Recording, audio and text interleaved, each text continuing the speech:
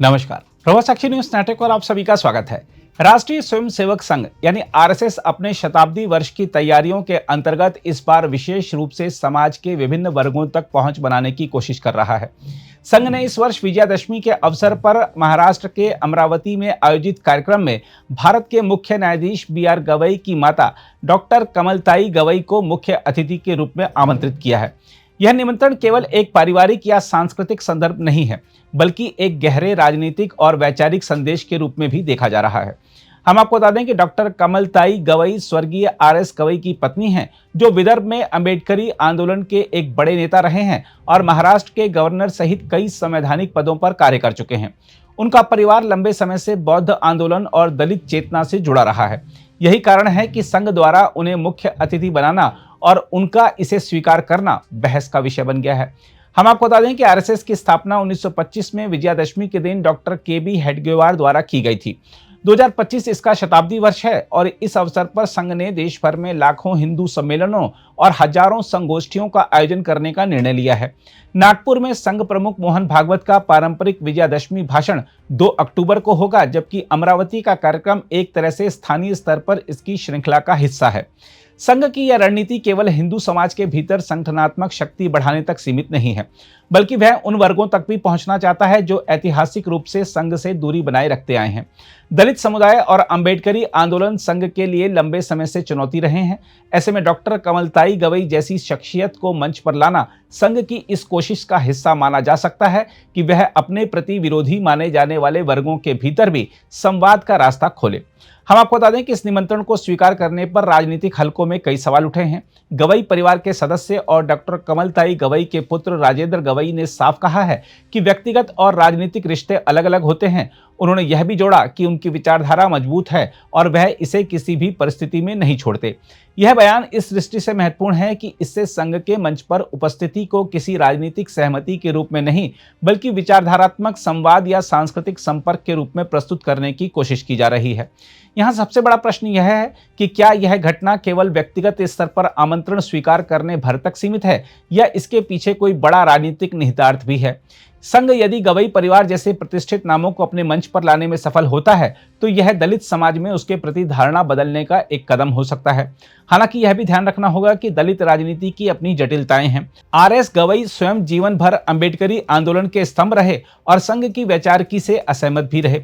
ऐसे में उनकी पत्नी की उपस्थिति को संघ अपने विस्तार का प्रतीक बनाएगा, लेकिन दलित समाज इसे किस दृष्टि से देखेगा यह समय तय करेगा।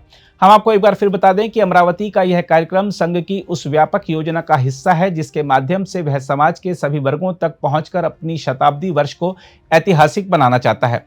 डॉक्टर कमलताई गवई का मुख्य अतिथि बनना इस बात का संकेत है कि संघ केवल पारंपरिक समर्थकों पर ही नहीं, बल्कि अपने आलोचकों या विरोधी माने जाने वाले वर्गों तक भी संवाद स्थापित करना चाहता है। फिर भी सवाल यह बना रहेगा कि क्या यह संवाद वैचारिक मतभेदों को पाटने में सहायक होगा या केवल प्रतीकात्मक राजनीति तक सीमित रह जाएगा। आने वाले समय में दलित राजनीति और संघ के रिश्तों में किस तरह का उतार चढ़ाव आता है, यह देखना दिलचस्प होगा। बहरहाल आइए देखते हैं प्रधान न्यायाधीश के भाई इस मुद्दे पर क्या कह रहे हैं।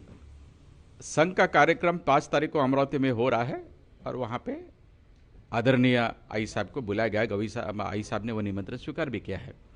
और ये जो कार्यक्रम है 5 तारीख का, ये मुख्य कार्यक्रम नहीं है।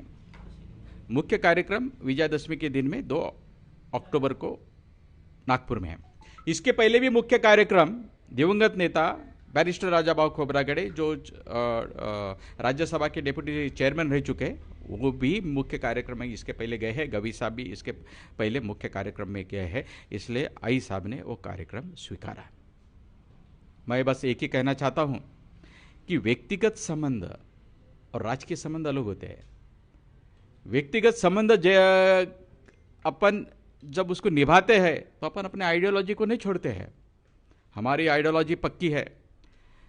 मैं गवई साहब के बारे में इतना ही कहूँगा कि गवई साहब के संबंध इंदिरा जी के साथ में अच्छे थे, अटल बिहारी वाजपेयी के साथ में अच्छे थे, और गंगाधर जी फडणवीस साहब जो महाराष्ट्र के बड़े नेता थे और वो विधान परिषद के सदस्य थे, दोनों प्रॉपर वो नागपुर से जुड़े थे, गवई साहब भी नागपुर से जुड़े थे दीक्षा भूमि की वजह से, तो दोनों के जो संबंध थे वो बिल्कुल भाई भाई जैसे संबंध थे।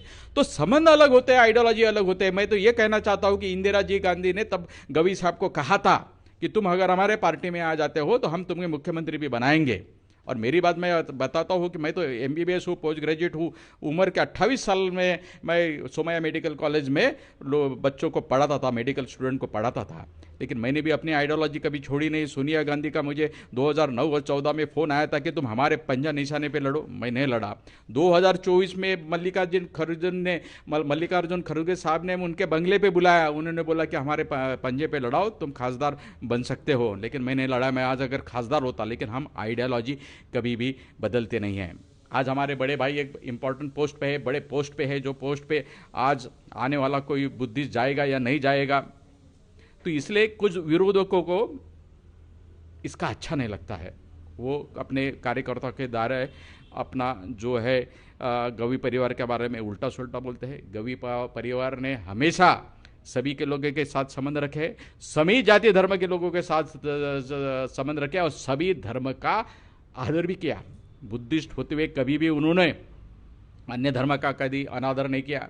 हम कभी जो हमारे दोस्तों ने सिद्धि विनायक मंदिर में बुलाया तो हम जाते हैं, हनुमान जी के टेम्पल में बुलाया तो हम जाते हैं, हमें चर्च में बुलाया तो जाते हैं, मस्जिद में बुलाए लेकिन तो वहाँ जाते हैं। लेकिन जो विरोधक है वो विरोधक जानबूझकर गवी परिवार के बारे में उल्टे सुल्टे बोलते हैं।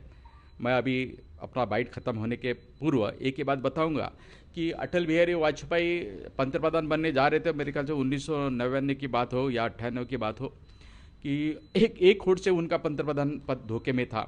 गवी साहब वहाँ पे लोकसभा सदस्य थे, गवी साहब ने वोट नहीं दिया, जबकि अटल बिहारी वाजपेयी उनके करीबी दोस्त थे। जब भी इंटरनेशनल कॉन्फ्रेंस में जाते थे तो एक ही रूम में रहते थे। वो जमाना अलग था कि उस लीडर को अलग अलग रूम नहीं दिया जाता था, एक ही रूम में उनको रहना पड़ता था।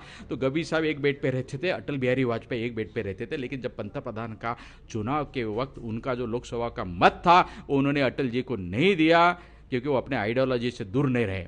ऐसे प्रकार के नेता थे। अभी तो अटल जी ने, जब अटल जी की बात, तो अगर कहूँ कि अटल जी बाद में दीक्षा भूमि आए और गवी साहब सामने थे, गवी साहब बोले अरे तूने मुझे वोट नहीं दिया। देखो उनके दोस्त ही थे, इसलिए अरे तुरे बोलते थे, तूने वोट नहीं दिया। लेकिन मुझे उसका बिल्कुल दुख नहीं, तू अपने आइडियोलॉजी पर कायम रहा, इसका मुझे आनंद है। मेरा पद गया, इसके मुझे दुख नहीं है। लेकिन ये दीक्षा भूमि के लिए आगे जाके कुछ भी फंड लगा, कुछ भी पैसा लगा, तो इस अटल को तो बोल जितना चाहेंगे उतना फंड दूंगा। ऐसा प्रकार के उस नेता थे। इंदिरा गांधी, अटल जी वाजपेयी, गंगाधर जी फडणवीस, गवी साहब, बैरिस्टर राजाभाऊ खोबरागड़े, क्या नेता थे।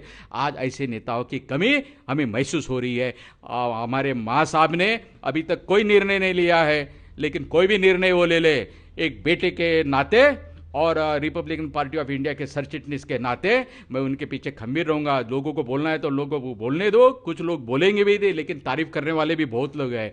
सिर्फ जितना एंटी बोल रहे हैं वो मत देखो, हमारे मम्मी जी को कहेंगे, वो जो पॉजिटिव बोल रहे हैं वो भी देखो। अपनी हमारी आइडियोलॉजी, गवी परिवार की आइडियोलॉजी हमेशा रही है सर्वधर्म संभाव, आज भी है, कल भी थी, आज भी और कल भी रहेंगी।